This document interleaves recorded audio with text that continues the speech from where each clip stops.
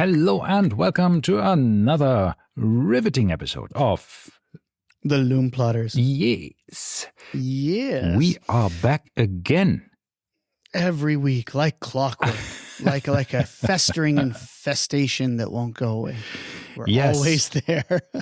We are the super glue of the Watch podcasts. Anyway, I'll give you some quick updates. I received the Doxa. It's awesome. I love it. Super cool. I cut the strap, the rubber strap to size myself already. Oh, I know. no. It was pretty... That's commitment. Yeah, it is. It was. And I had the beads of rice sized already. Okay. So both of those, everything is done. I have to say the beads of rice bracelet on the Doxa Sub 300s, the clasp is a little chintzy, not the greatest. Yeah, you feel like you're going to break a nail trying to undo the... You have to keep in mind, these are watches that are not very expensive, no? 10,000 dirhams, I'm looking at it like... Okay, yeah, 10,000. Yeah, well, that's $2,500. Yeah. It depends. I mean, this one was specifically more, but it was just more because it was limited, right? Yeah. Now, I have also received the Rado. A friend of mine told me I'm not going to like the Rado, and I couldn't get over the date window already, so I didn't even bother to unbox it. Really, not unbox it. Take the stickers off, for instance. I just left them on. So it's a brand new watch that you're... Yeah, I'm going to move it on. It's not for me. I mean, I got a good deal on it, but I'm going to list it. It's just not... I can't get over the date window. It's just... I need to refresh my mind of how it looks, by the way. I mean, I've totally You're forgotten. The one it's the world timer, I right? just the mentioned world timer. World pole, what is it called? Something with pole. Overpole. Rado overpole. The Rado pole I dance. mentioned it. I didn't say you should buy it. I said this is a... Yeah, but it was 4,000 something dirham, 4,800 I spent on it. But this date window is not too bad. It's not too bad. No. However, I still don't like date windows, and I would have 100% kept it had it not had the date window. Okay. So that was the thing. Anyway, moving on. I did have a crisis of faith. I've been telling you this. I want to sell a bunch of watches. Yeah. And I want to downsize. So I almost pulled the trigger and said, you know what? Instead of an 8-watch box, I'm going to downsize to the 5-watch box. And I've been thinking about this. Like, is it worth it? Should I do it? And I don't know. At this juncture in time, I don't know whether it's worth it or not. Who knows? But nonetheless, let's talk about what's on the wrist. Today, I am wearing my Grand Seiko Hodinkee limited edition with a date on window. This gray suede strap to match the gray of the GMT hand, which you will be happy to know it's not on the tiny 16 millimeter bracelet that you hate. Yes. But so it has a you date think it window. looks better on this one or what? Window. I does, think it looks better. But the date window is not quick set. And for some reason that makes me happy. You have to do it through the independent hour hand. Because it's a Flyer GMTs. GMTs. It's so mechanical, I like it. Meanwhile, on the other ones, you tick through it and it's just, I don't like it. But I was thinking this would be one of the keepers that I would keep. Okay. So out of my 5, I think I would end up keeping the Tudor, the Black Bay 54, the Explorer, obviously, the JLC, obviously. Yeah. The Grand Seiko, the Speedmaster. That's 5. So if you have a 5-watch box, then that's it, then? No, I would have most likely I would have a 6th watch because it's whatever you have in the box plus 1, right? Isn't that N plus 1? So I don't remember what I own.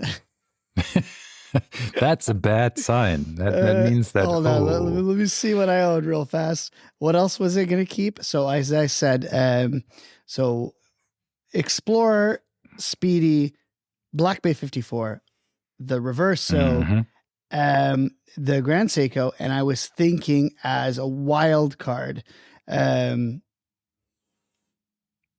I would probably end up keeping these Santos maybe. Right.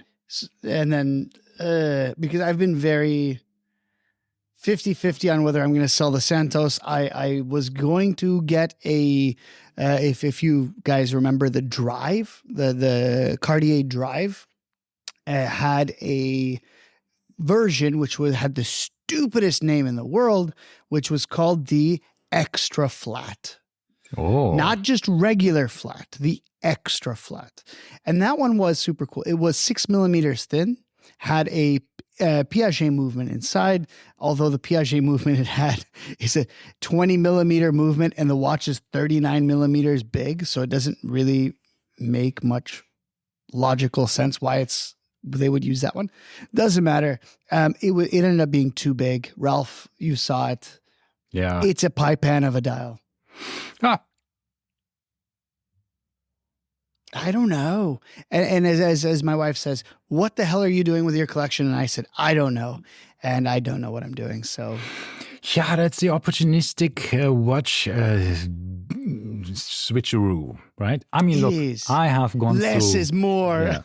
First of all, I'm wearing my Daytona, which is a good thing. At least one constant in my collection. Then I have gone through a complete mental breakdown in regards of what I'm going to buy next and what I'm going to sell. So I've noticed. I have gone through. But it's funny because we're both here at the same time because I'm totally mentally screwed. Such a roller coaster for the problem I didn't know I had a couple of days before because I'm happy. Suddenly I see something and I think, It started with trying to get the Vacheron Constantin 56 back. Then deciding probably not the best idea right now.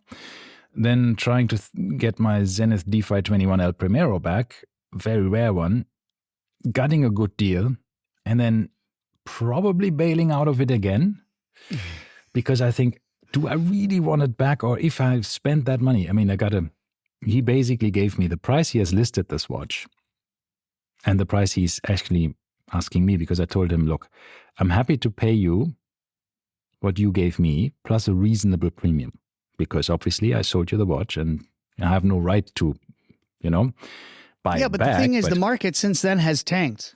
True. So theoretically, but it's okay. So anyhow, my point is, he should be happy with whatever he paid, and he gets to offload it because it's not a watch that people are standing in line for. But then he said basically one thing that actually killed it for me was when he said, "You know what? But I need this in cash." And right now, I thought, no, you know what? Cash? I want to pay by card. At least I get my points back and cash back and all of this stuff. What I would do in this case, I was like, I'm the same way. I tell him, okay, I will pay your credit card fee, which is generally not 0.5%, something small. So they will tell you it's 3%, which it generally isn't. You'll meet somewhere in the middle and you end up paying a percent extra. And so then I thought, let me see what else he has, right, in his store. And there's one Glashütte Original that I liked. Has a Panerai that I liked, and I thought, let me just go there and check what really speaks to me. There's a really nice Chopard that I like. So, and then I thought, you know what? And then I was researching everything, looking at everything, and then I saw that he has also a nice Ming that I also liked, and I was going back and forth to all the different motions and all of this stuff, and then in the end decided, you know what? If I spend the money, then I go with something that I really want to experience. May it be something new, Don't go for something that you already had for years. So I thought, okay, either I'm going for my Blue Notte Panerai, the submersible, the blue one that I always wanted and I never bought, or I'm going for an Alpine Eagle chronograph. I saw somebody in the UAE selling one for 32,000. And that is a pretty good deal. So that could be something. It's a bit used. It's 3 years old. It's from 2022. But then also, Do I really want it? I don't know. If you would have really wanted it, you probably would have bought it by now. But also this is a good deal. I mean, I've seen them for 40-ish, 45-ish, right? But 32, that's suddenly going in a very interesting way. But then I saw, again, something completely weird. I saw somebody selling 2 years old GMT, sorry, not GMT Master, what is it called? The Explorer 2. The one I had with the black dial, which I still have a soft spot for because I had to buy it, sell it because, I wanted to have my, Daytona and all of this stuff. But I really wouldn't mind having it back. And so then I thought, Alpine Eagle chronograph or Explorer 2 for the same price. And that's where I got stuck again, right? So, okay. And then I decided, Alpine Eagle what? chronograph will beat the crap out of a sure. Explorer 2. This is not even a contest. From an horological perspective, from everything. From every perspective. But I mean, from just how much do I enjoy wearing it? It's a Rolex. This is the problem with Rolex. Yeah, that's a problem. It is a problem. Yeah, so just today alone, I've already thought through this as well. 3 different watches. So my thing is, I could sell, I think now 3 watches. Oh, in between, I was also looking at Cartier, but different story. Yeah. So I was thinking if I sold my Santos plus my Oris plus my Hamilton, that could get me probably around $30,000 to play with. And that was my idea and then if I, on top of this, if I want to be super, I don't know if I want to do this, I'm just putting it out there. If I were to sell the Doxa as well, that would net me $40,000. So that's a good chunk of money and I could buy something fun for that. For instance, today, I saw a blue dial 39mm Oyster Perpetual, the one with the green little plots. Remember this one? You can get this cheaper.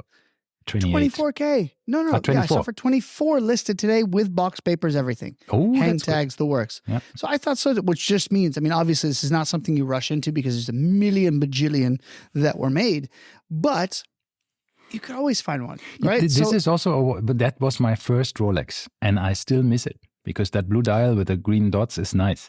And I bought it for 12. I sold it for 14. Adrian, our good friend Adrian, bought it for, I think, around 13 and sold it for 10 or something like this. And at the time, we're like, $13,000 for a used Rolex. Why not? And then you sell it. And who could have predicted that watch went up to like $35,000 during the pandemic? And more, 40 absolutely and stuff, nuts. Maybe even more. Crazy. So, but selling it for $10,000, that's probably a regret. What I don't understand is that the Oyster Perpetuals are still so hard to get. That I don't, and I was thinking to myself, makes me like, what is going on? Yeah. So I think it's the pricing. I was looking at the pricing today for the new Oyster Perpetuals because I was thinking, okay, I could go either 34 mil if I want to be true to the original, or I could go 36 mil. And both I was just looking at the blue dials. And the 34 mil retails for $24,000 and then $23,900, and then the 36 is slightly more at $25,000. But if you look at the grand scheme of things, that's a pretty dang good price for a brand new Rolex from the AD compared to, for instance, the GMT Masters and the Submariners and all of these, which have the same movement in it, but then cost $40,000. Yeah. Almost double. It doesn't make any sense. Their whole price perspectives, why the Daytona costs what it does is absolutely makes zero sense. I'm frankly speechless. Why a Daytona $60,000 at retail if you can get it? Yeah, see, I mean, again, it is. We are making ourselves our life. We are creating problems for ourselves, which we don't actually need.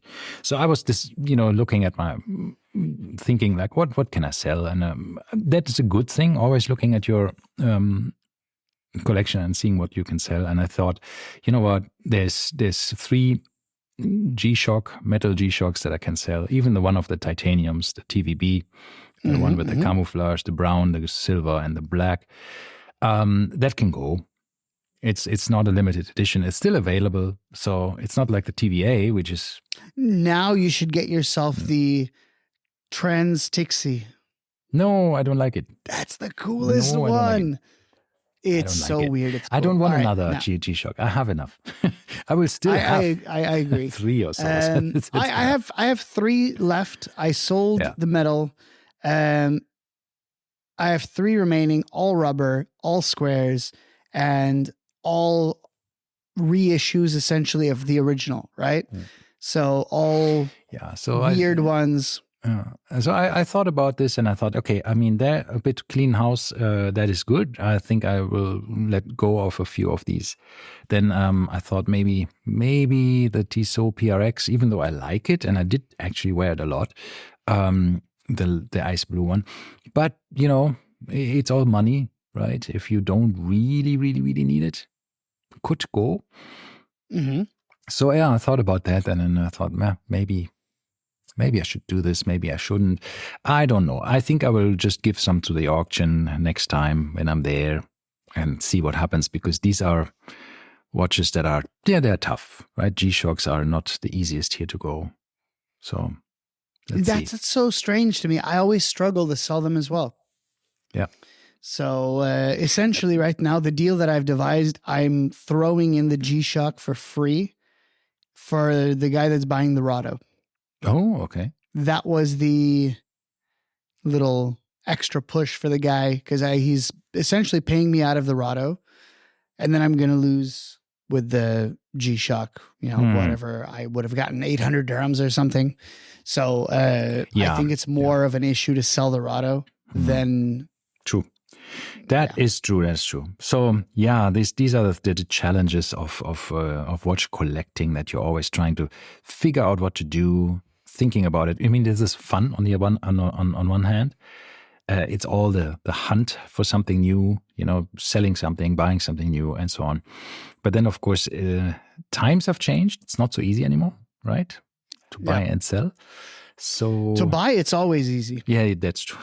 To sell is the hard part.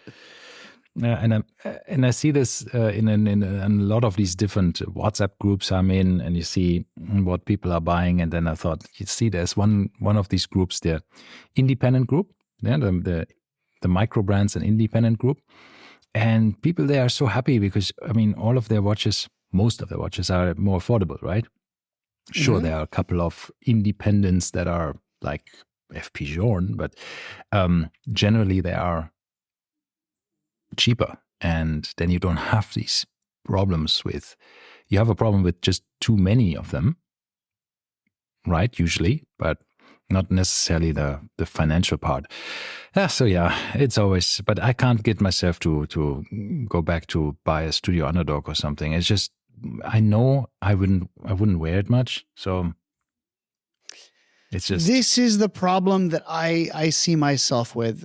You invest all of this money, as we said, in these cheaper watches, cheaper quote unquote, like around the $1,000 mark, and then you accrue them, and you just have a bunch of them, and you only have one wrist, or technically you have 2 wrists, but for me, I'm only wearing watches on one. Yes. So that means you really don't have the opportunity or the time to wear everything, and that becomes problematic. But for me, once again, I still really, really, really like this Zenith. So if I were to downsize my watch collection and go this $5 route, then I could sell off a few things, maybe buy the Zenith, and then maybe that possible, could be a thing. yeah. I don't know. I have no idea what I want to do. I'm so kind of... And did your Zenith representative say anything about the potential discount that you might want? Right now, she just messaged me. She said it's still available. So the story goes that I walked in the day that I sold my Submariner, and I had the Submariner money like burning a hole in my pocket. And I said, I'll buy it. I said, what kind of deal can you do on the Hodinkee, triple calendar, and she says, "Oh, I could give you a good deal. Would you be willing to do? I think it was something like 7% discount." And I'm like, "Fine." I thought about it, and I said, "You know what?" And I thought about it for quite some time. I remember because I had my daughter with me, and she was coloring, and they gave her a Zenith coloring book, and she was coloring there for a while. And I was thinking about it, playing with the watch, and said, "You know what? Fine, let's do it." So I think it came down to like 48K is what it would have been. And I said, all right, let's do it. And then she comes back and she says, my manager said no. Right. And I'm like, that's kind of like, you already sold me on the watch, and then you told me a price, and then you come back and then you say, never mind, no. That's not exactly, halal. So, and then apparently the manager said that there was a person who was coming in like the following day who was going to pay full price. BS, they wanted me to pay full price. And I said, sorry, no, I'm not going to do it for 52. That 48 would have been, that 4K I would have saved would have been fine. And I would have, kind of it's chalked it up to a win. $1,000. We always have to think about it. So I ended up not buying it. And here we are. I think it's been a month, if not longer. And the lady messages me and says, it's still available. And I said, okay, well, what kind of deal can you do? She goes, still no discounts. And I said, well, if that changes, let me know. Yeah, because this is the thing. I mean, it's like the used car sales stuff, right? It's like, oh, I have a lot of people looking at this car. You better make a quick decision. Right? Yeah. And you think, not gonna fall for that. Right? It's, I don't know. It does bug me because obviously it's twofold. Zenith tanks as soon as you buy it. Very much so. That's number one. We've seen this new model of triple calendar come onto market here in UAE. 52K retail. The guy was asking 34, I think. Yeah. Non-Hodinkee limited edition, just the regular one, which actually costs more than the Hodinkee one. So it doesn't make much sense, right? For them not to offer a discount. And then on something like the regular, what was it? The Chronomaster Revival, the Shadow, the one that I liked. That one is, I think, almost 40K retail. On Chrono right now, you can find them for 20. Wow. Yeah, this is I asked her, are you going to do a discount? She's like, I could give you 3%. What the hell am I going to do with 3%? Put it in my back pocket for a rainy day? Yeah. See, I think this is the problem with the boutiques now that we have. This is always the mono brand boutiques, single brand boutiques, what do you want to call it, brand boutiques. So that they are run by the brand themselves and they just don't want to give discounts, right? And it's just but if that very, very 7% is the difference between a sale and a not sale, they want to be Louis Vuitton. They want to be Hermes, but they're not. Right? At the end of the day, but this is not. Ironically, yes, they are. But I just don't understand where and how Louis Vuitton and Hermes and But did you see in the last quarter, Zenith actually made more revenue? They increased the revenue 2.2% or something. No. My point is the sales strategy of zero discounts. Don't even bother asking. We don't do sales. We don't do discounts. We don't do anything. And that really kind of just makes it seem like a more elusive, more exclusive product. I do think it does work in the end. Look, for example, with Cartier. They don't really do much discounts, right? I don't know, actually. I don't think Cartier I've never does asked. Really. Have you ever asked? No, I haven't bought anything in the Cartier boutique except some, I don't know what I bought. I don't know, something. I remember, I bought my wife's Cartier in Budapest in a mixed brand boutique. And I didn't ask for a discount. And now I'm kind of thinking back, I should have asked for a discount. I don't know why I didn't. I just didn't even cross my mind. I'm turning into an old man. A stingy, not a stingy old man, I guess. Yeah, but this is the thing. I mean, for Cartier, I think it worked sort of. They are now on the number 2 position of watch brands, Swiss watch brands, in regards to revenue and volume, and they seem to be relatively stable with most of their watches. Yeah, from a secondary market price, and so maybe not giving discounts in the long run does work. The problem with that is, especially for a brand like Zenith, they are selling 20,000 watches a year, something like that. It's not many. So, and out of that, the Hodinkee one's 300, 200 pieces, I think, right? So so getting there is the problem, right? It's just, it takes a long time for the perception and the secondary market to basically catch up to this, that you don't get discounts. But then, I don't know. I simply don't know. I mean, look, Breitling is in a similar situation where they're actually saying, well, no discounts for the hot stuff, no discounts. But then it doesn't take long. It takes a month or 2 or 3. And then, you get your 10, 15, 20% eventually, even from the boutiques, right? Depending which one you go to. So it's tough. It's tough at the moment for watch brands, right? The whole idea that we can sell everything for full price, especially brand boutiques. Well, I think it depends on what your full price is as well, right? Is your full price reasonable or is it not? Because, before you only made 50, let's say, for simplifying it, 50% of the revenue that the end consumer pays went into your pocket, right? As a manufacturer, including your profit margin.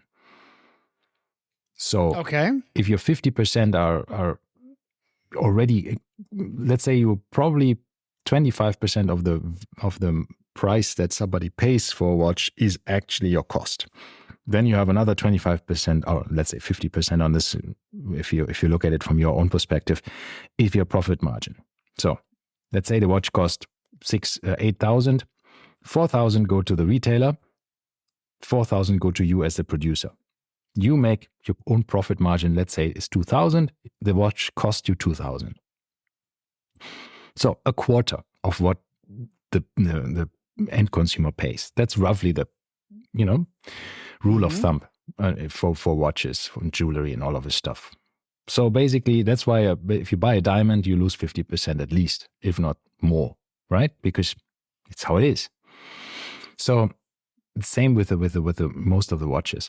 So now, keeping that in mind, it makes sense that the value of the watch drops by 50%, because that's basically the cost that the retailer paid for the watch. That's the profit margin of the retailer. And that makes sense, I find, because that's the, in inverted commas, it's the actual value of the watch that you have to buy it from the producer for. And so that's like a fair value, or the intrinsic value of it, right? Because that's basically, if you have to replace it, this is the cost without profit margin that you would have to pay even as a distributor or wholesaler or whatever. But what I'm saying with that is, other brands have the benefit that this doesn't happen to them because they have a higher demand, or people are willing to pay higher price for them. Yep. Not for Zenith. So in order to... So would you tough. say that this is the problem for underrated watch brands? Isn't that our topic today? That is our topic. This is how underrated watch brands become No, I don't underrated. think so. I don't think this is underrated. I think that's undervalued. Or maybe that's the thing. It's kind of the same. Maybe it's in that, or they are overvalued by the brands. Yes, that's the JLC issue right now. Is JLC seems to think that they are Patek Philippe, but in fact they are not. Exactly. So, yeah, and this is where you sometimes think like the Vacheron Constantin 222. We know it's a couple of $1,000, Swiss francs, or whatever, more expensive than the equivalent 37mm 8 Audemars Piguet Royal Oak. Yep. List price, obviously. But that's where you think, is it really worth that, right? Is it worth more than the Royal Oak? Is it hype for now? Yes, but can you ever, as Vacheron Constantin, reduce the list price? No, you can't. There was a rumor that IWC reduced their list prices by 10%, but it turned out not to be true. But yeah, it's not easy. I mean, reducing the list price, the sales price, is like the worst thing you can do for your old customers. Yeah, because they bought it yesterday for more. Exactly. Imagine and then that. Suddenly, So remember when Tesla market did this with the Model S? Yeah. So Tesla Model S used to be around $100,000, and one day to the next, Correct. they reduced the price to $60,000, a $40,000 drop. And people were not happy and people about were it. pissed. Yeah. No, because now in the past, you bought a $100,000 car. You paid $100,000 for that car. Yes. And the value, the inherent value, used value of that car remained high, right? Now, that means the depreciation scale started at $100,000. Correct. And then the next day or whenever they reduced the price to 60. So that means now your depreciation scale starts at 60 and goes down from there because nobody cares what year the car is, right? Or if it's a 2013 or this is around 2015, 2016, or whenever it was. So at the end of the day, it's just taken $40,000 out of people's pockets, right? Proverbial, pockets. But that's the problem is Elon Musk did not care because he's not a normal human being. And no, also he doesn't care because he doesn't care for resale value. He already sold. He thinks it goes on forever, right? What do you mean he sold? The new cars. He's only in the business of selling new cars. He doesn't care. Exactly. So he's only caring about the new car sales. Correct. So he doesn't care what you sell your used Tesla for. Yeah. And of course, I mean, this is always the challenge when you have these. Do I care for flippers? No, right? I mean, because I'm not. That's not my concern. Used cars. I mean, unless of course Tesla deals in used cars. But even then, you hear this now that the watch market is collapsing or whatever. All of these big topics. Let it collapse. I'm okay with it. In the end, the dealers. If it collapses, that means we could buy things for cheap. Yeah, and the dealers don't mind. The dealers don't mind because they buy cheap, they get their profit margin on top and sell it.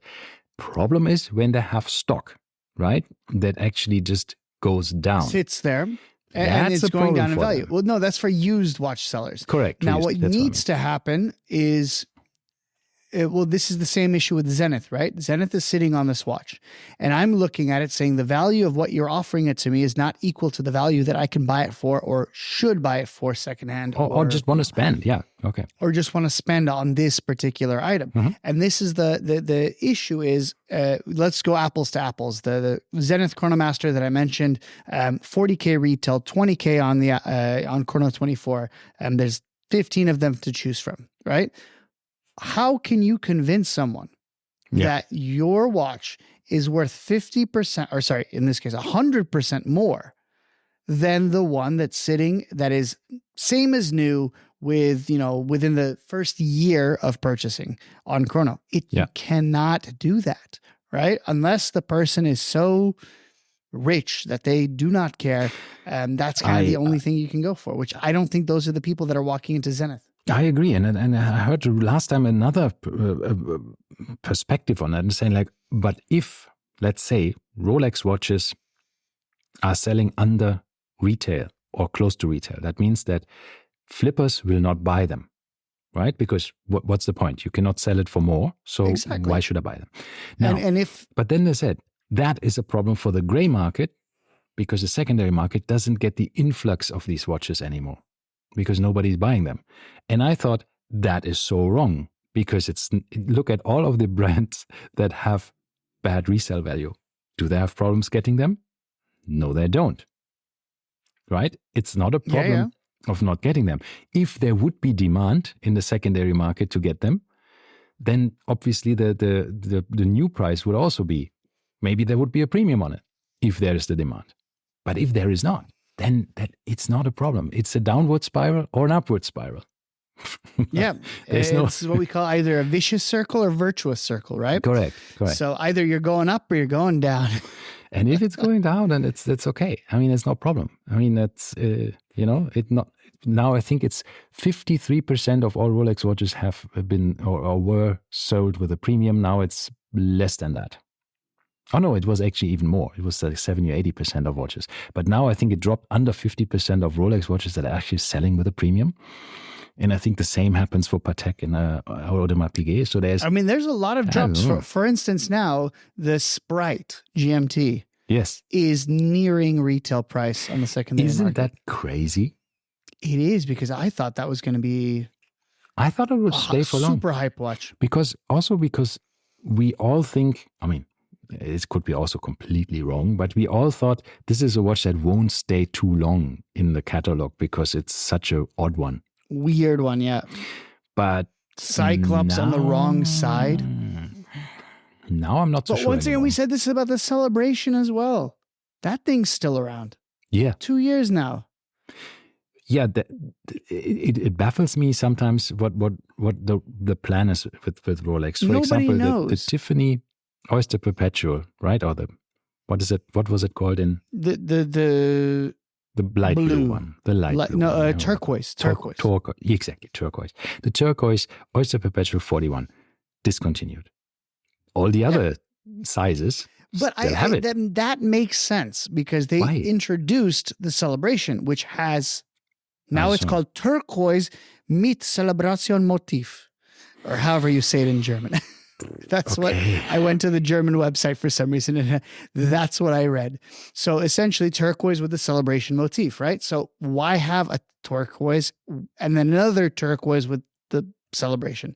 It doesn't make any sense. So I understand where they're going from. You'll have one or the other. So fine, discontinue that. But then they also discontinued the coral red. They discontinued the yellow. They discontinued what else? A few of them. They have only 6 colors left, I think, in the Oyster Perpetual range. And that's one is green, then it's black, then it's blue, then you have white, I think silver. Is there black left? I was just looking at it this morning. Yeah. Black is still there because I don't remember seeing black. I was pretty sure. I just recently looked at it and I thought, yeah, this is still there. Let's see. Rolex Oyster Perpetual Configurator. Configure your Rolex watch. Let's see. What do I want? I want a Classique. A Classique?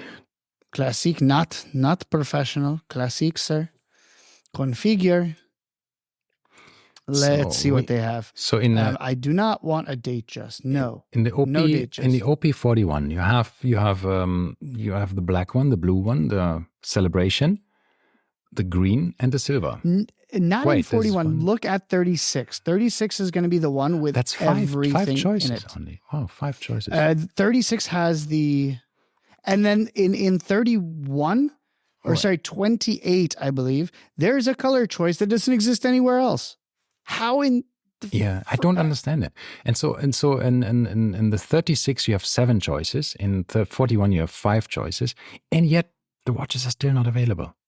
In 36, how many are there? 7. You have silver. 7 choices. Yeah. You have silver, the silver with the gold, you have green, you have the Celebration, you have turquoise blue, you have bright blue, you have candy pink. You still have turquoise? Yeah. So you have both. Oh, that's so weird. This is what I said. You still have it in a 36. I don't understand. What? I honestly don't know what, but no one ever knows what Rolex is doing. Yeah, so and it's okay. Let them do it. This is what makes them Rolex, right? So, and frankly, it's been bugging me. It has really, as you saw, I've sold off 2 Rolexes out of 3. Clearly, I'm not very happy with Rolex at the moment. But now the next big question is, what do you think they will release this year? We're not even going to touch this subject today. That will be a subject for another time, but we will get into our... It's just a few weeks away. It is. Wow. And then we have our first set of releases. So we'll make that a 2-part episode as well, because obviously we'll do Rolex and Tudor and whatever in one, and then we can do everything else in the other, what we want to see, but we'll talk about that. But nonetheless, for now, let's talk about our topic at hand, which today we are talking about underrated watches and what brands don't get the attention that they deserve. And this topic is obviously important because I saw a video today as well. And it's just such, it really does bug me when we see these people, these hype fueled, individuals that literally come and they asked, there was a person who was asking a question, right? And they said, what was the first watch worn on the moon? And the guy goes, Rolex.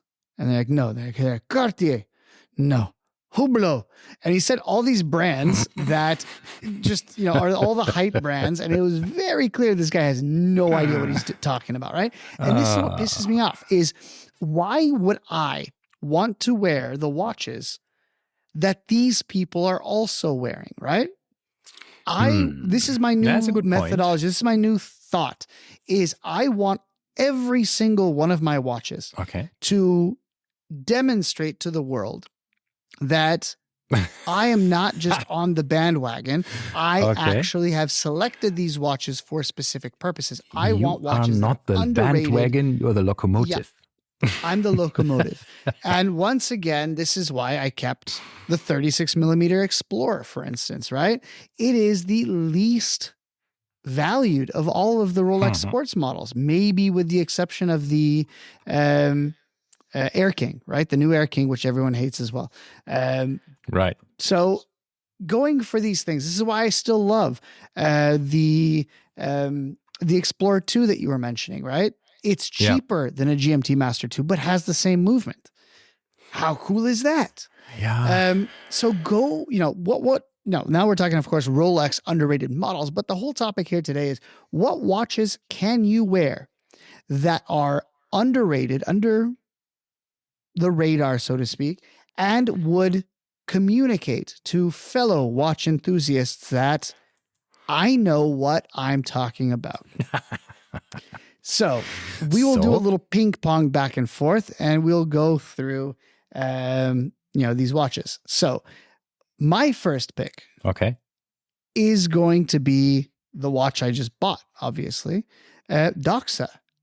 I don't think anywhere in the world there's a single human being that has bought a Doxa that isn't into watches in a nerdy way. I think you probably are right. Yes, I think you're right. And on the flip side, I don't think there's anybody on the hype bandwagon that has ever bought a Doxa. No finance bros are going in to Siddiqui saying, "Oh, I'll take the Doxa sub 300." I don't think this is these are two bubbles that are mutually exclusive. Yeah, I like it. In I like Venn, that Venn about diagram. There's no overlap. No overlap there. So I think that's a cool brand. I think it's undervalued for its reputation, for the fact that it's been around since 1889, for the fact that since the 60s, it has been making insanely cool dive watches. They were one of the first with a helium escape valve. They beat Rolex to the market with the helium escape valve, 1,200 meter water resistance in the 60s. I mean, that's nuts. That's true. Jacques Cousteau, same as Squale, actually, right? Technically, Squale is okay. But is that your pick? No, your pick? no, that's not my pick. No, that's not my pick. My pick is I have a lot. I do too. So let's go. Is Chopard. My first one. I'm gonna say I'm gonna take it one step further. I'm gonna say LUC. Well, Alpine Eagle, I would also consider that. Yeah, the Alpine Eagle, but I think that there is a chance because we want watches.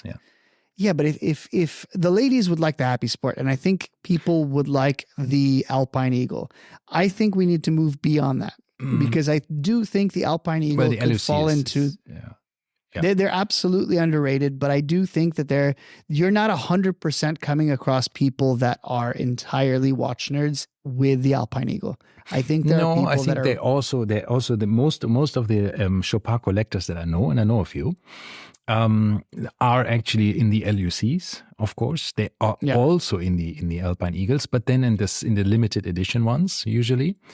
I don't know if I shared that with you, but I have a friend. who owns the one of one, a piece unique. He bought it on an auction. It's a pretty amazing one.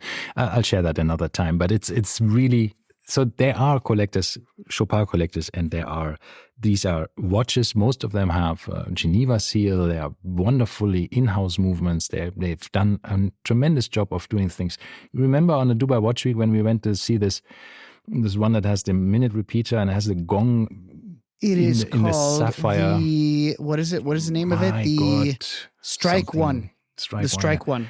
It is just insane, and this sounds so good, and there's absolute. And if you break the sapphire, you have to get the whole thing replaced because the gong mechanism is the sapphire. When was the last time you broke a sapphire? Never. See? I've only broken Hesalite. But so that's my pick. Next one from you. That is a good one.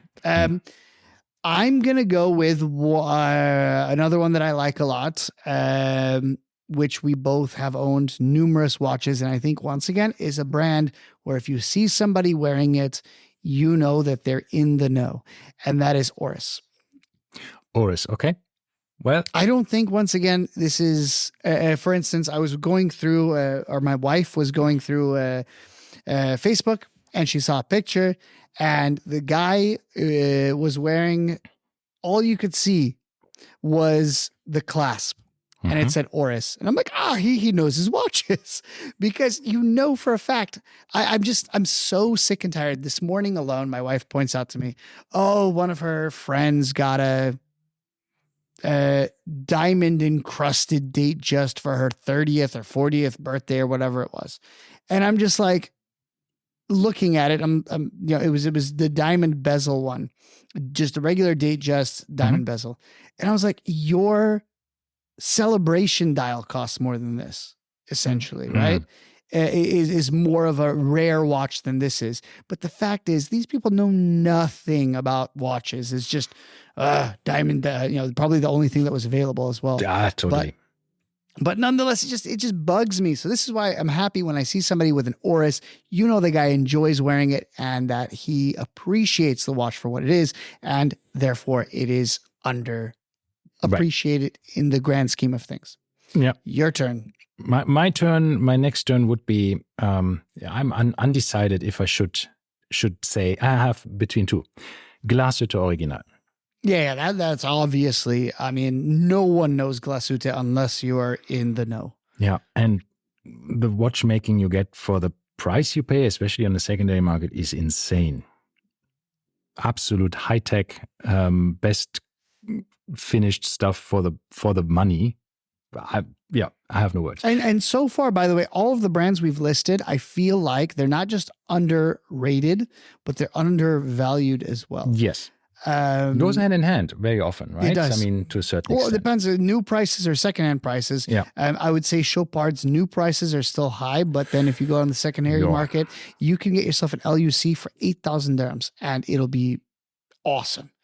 So Geneva seal, you can get for 20,000, you can get solid gold ones sometimes when you're lucky. It's insane what you can find. Jeez. All right. Yep. I'm going to piggyback on this one. I'm not going to say the brand, but I'm not going to go into it, but I should say, you can also extend this to, I think, all of the Glashütte brands that are based in Glashütte. So Lange & Söhne, because I think everyone is thinking, Patek, AP, and Lange is fairly. I think you have Lange to know your watches to appreciate Lange, no? I don't know. I think I think yes and no. I think it's Lange is already. I mean, it's a bit like a Philippe Dufour. It's not undervalued, for sure, but you need to know. If I show you a Philippe Dufour Simplicity, some people will say like, "Oh, nice Daniel Wellington," right? They just don't. Yeah. It's just like nobody knows it. Yeah. But what do you think about Parmigiani Fleurier? I think that is. I don't like it. You might not like them, but from a value perspective, from the quality perspective of what they are, they're fantastic. I think they are just absolutely underrated for sure, undervalued as well. for what you get. Crazy stuff. If you don't like the design, that's a different story. But I don't think like it's the an design. That's underrated. my only thing is I don't like the design, the simplicity. Yeah. I mean, Let's just do another one. Piaget. Okay. Piaget makes a lot of really, really cool stuff. However, I feel that the Polo is overhyped. Yep, maybe. Yeah, it's true. But everything else, I think, is super cool. Then Your Altiplanos, all those are super cool. Let me throw another one. Let me throw you another fish. You must be the dolphin, and I'm throwing the fish to feed you. It's Grand Seiko. Grand Seiko, 100% undervalued. They're trying to move up in the category. I think prices, but I think under represented. Did you see the new one? The new one at with the gold, shimmery gold dial, the new Grand Seiko. Yes, yeah. You saw that? See this one, inspired by the sun setting on the snow in some back alley of some city. It's always something inspired by something. Hell? I think what helps, what holds Grand Seiko back is a bit of this Japanese stubbornness of not changing things until they really are in the, back on the wall and saying like, you have to change, otherwise you die. And they go, okay, fine. Yeah. Now I'm going to make a better clasp or a better bracelet. No, you'll do the Harukiri and you'll kill yourself instead. That will be the end of you. Oh, man. You will die with your morals and values intact and not change anything. Yeah. But I think absolutely, once again, the kind of the as I said, if you were to walk out on the street and you see somebody wearing a Grand Seiko, it doesn't matter if it's a quartz, a high beat, a spring drive, whatever, the guy knows watches or at least respects them. Yeah, that's true. All right. I'm going to do a couple for you. Okay. All right. Give me. What about, this one's going to be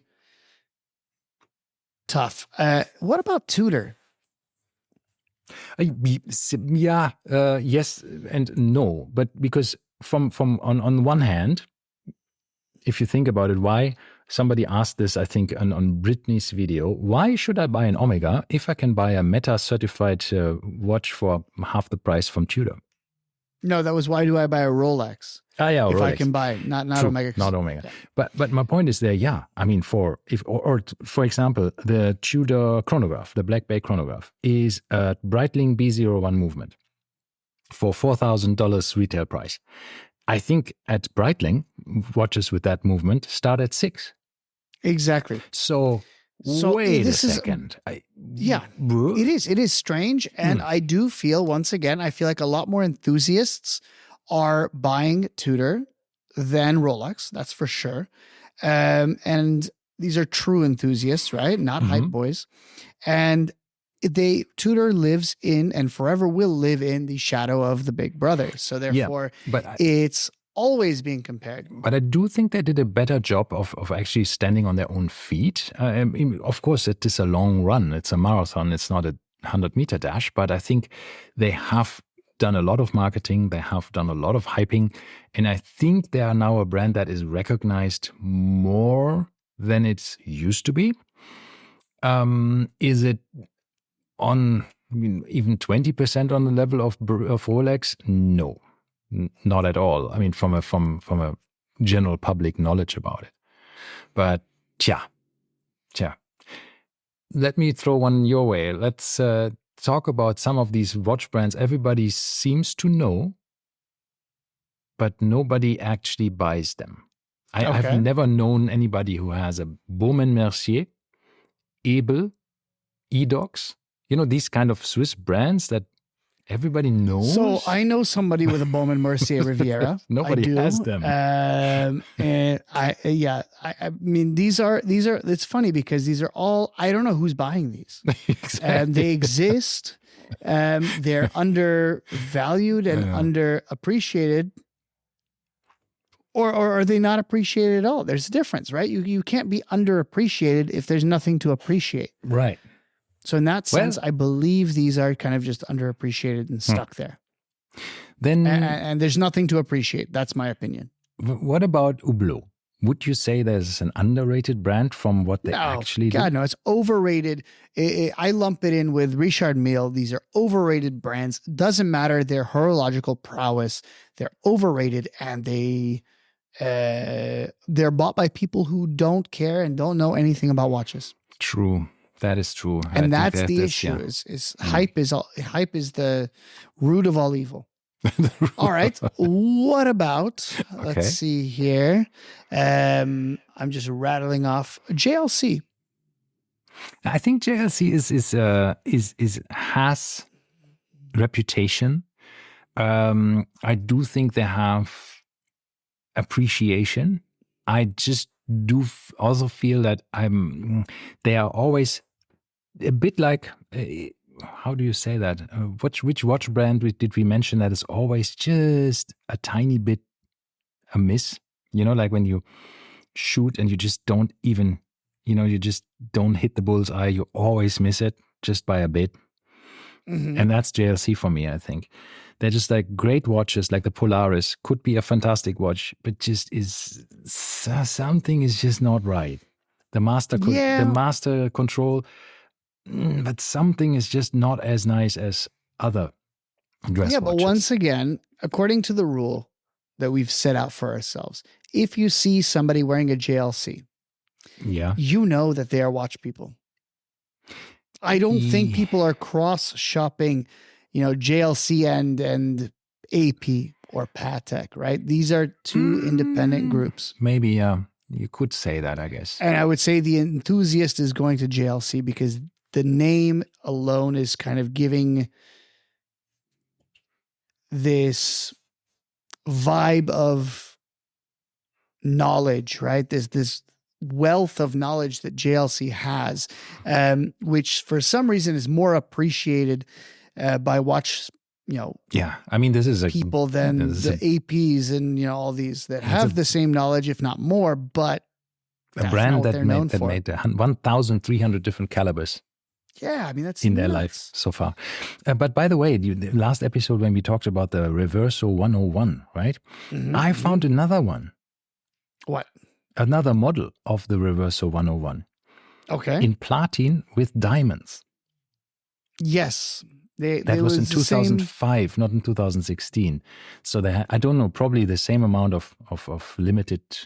How many was it? It was like nothing, 10 pieces or something. I don't know, but there was an auction where it was valued at 30 to 50,000 Swiss francs, and it did not sell in 2019. It was underappreciated. Imagine, I mean, now that I know about this watch, I think like, wow, the smallest watch movement ever made.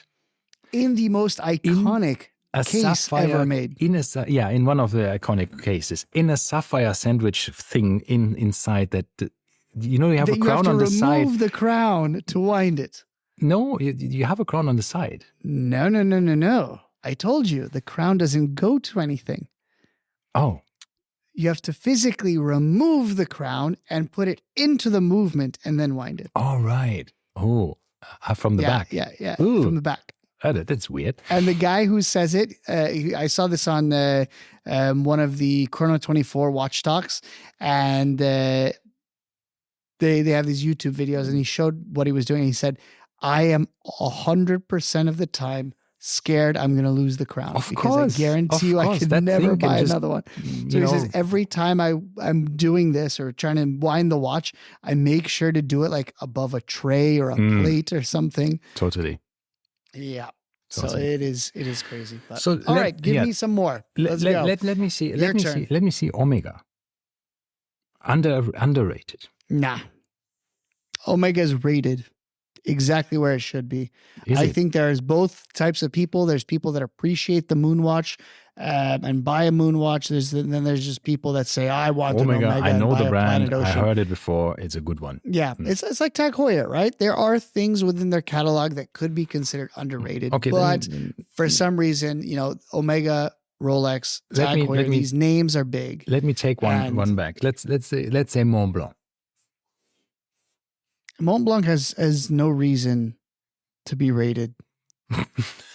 That's they make They're horrible Villeret. things. What is it? Not Villeret. What is it? Doch Villeret. No, it was Villeret, not. no? It was you're thinking about that mono pusher chronograph that they made that one time, Yeah, they have a, which was like sorry, Minerva. They're Minerva. Minerva, range. yeah. range, Minerva was not their brand. Villeret. That's Blancpain. But yeah, they had a few crazy calibers they used because they bought Minerva. But otherwise, I have no interest. And I don't think anyone has any interest in Mont Blanc. I think they have some nice designs, but I think they're also just doing some weird stuff with having these very cheap, well, not very cheap, the low end and then the high end, and it's just a they weird devalue mix. the brand. Yeah, I think it is. so too. It is.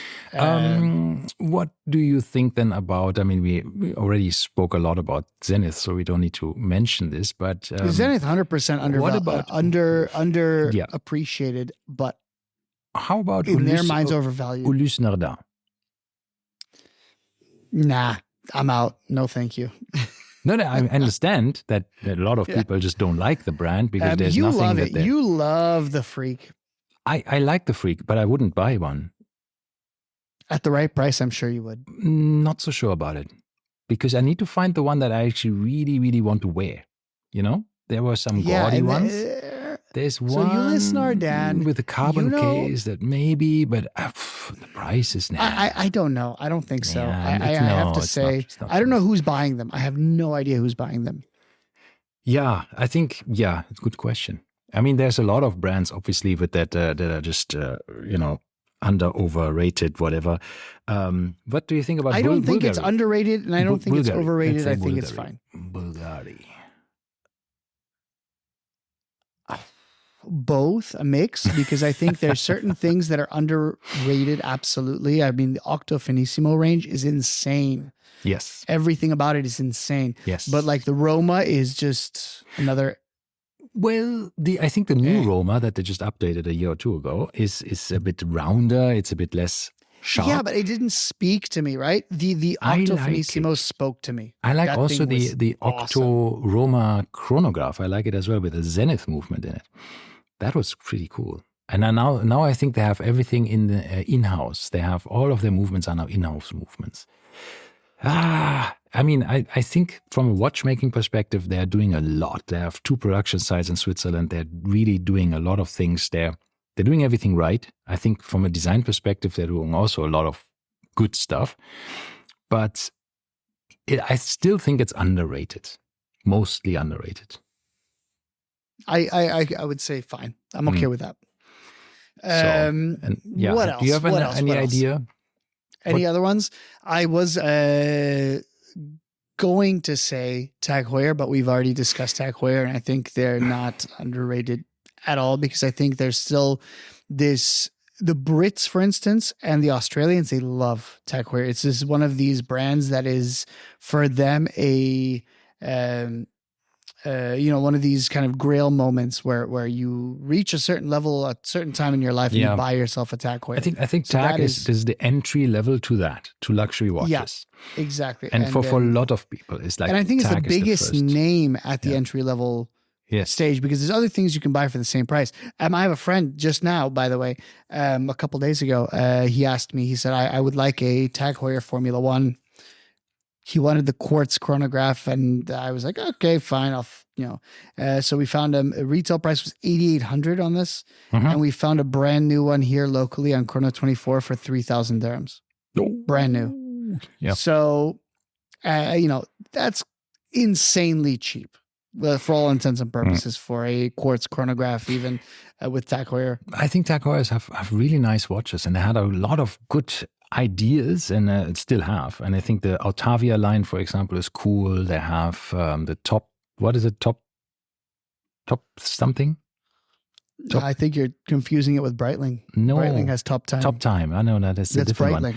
One. What is Tag Heuer has another one that's not Top Time. They have Monaco, Silverstone. They have the Altavia. They have the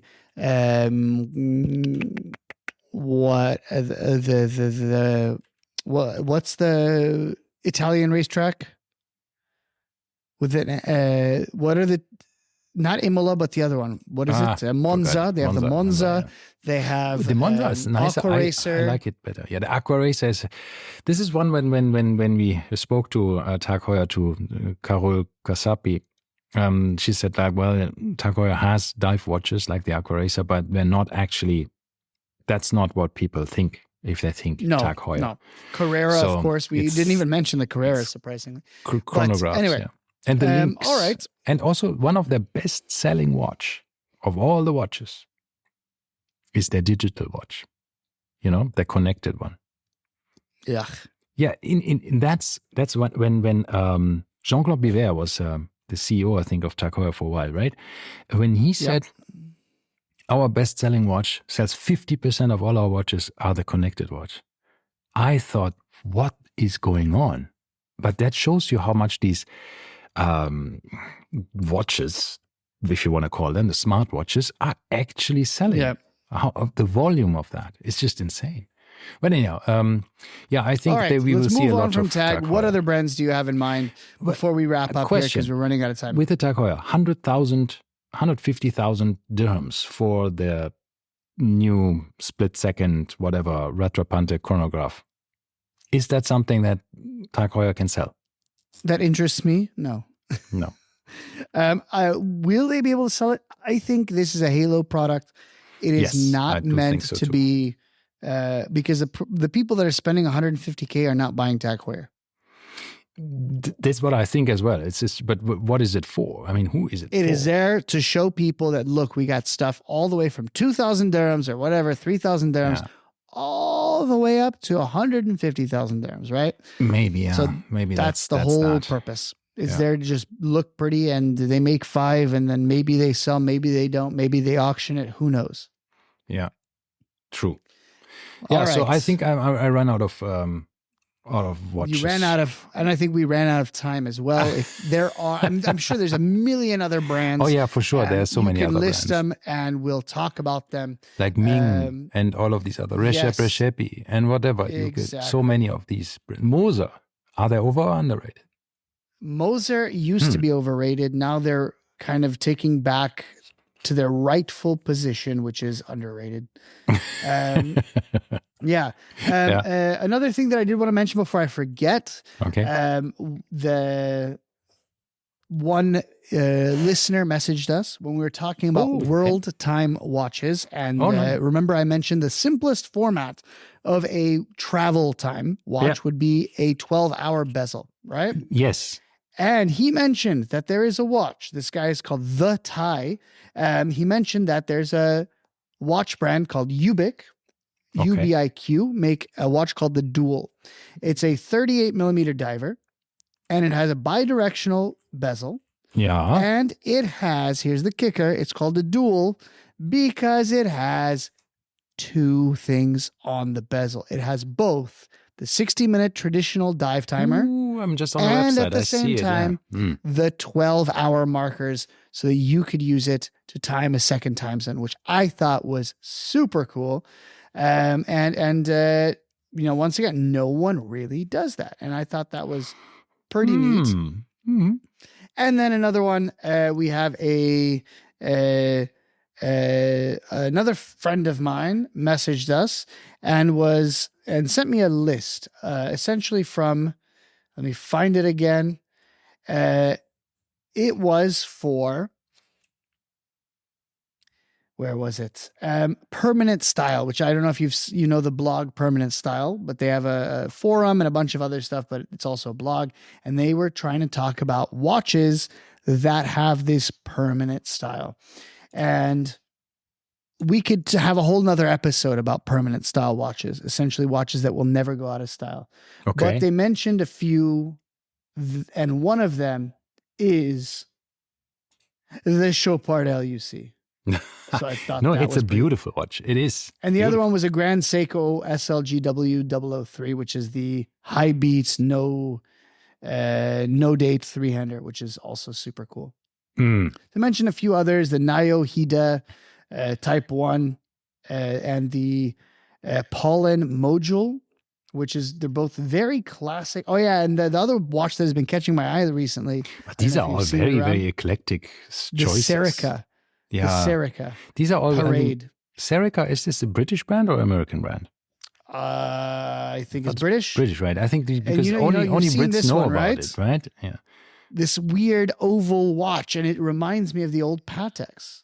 The ellipse. Right? And then, of course, the LUC 1860 but was the other one they mentioned. The ellipse is also renewed. I mean, this is just a new one, came out just a year ago. So the new ellipse, yeah.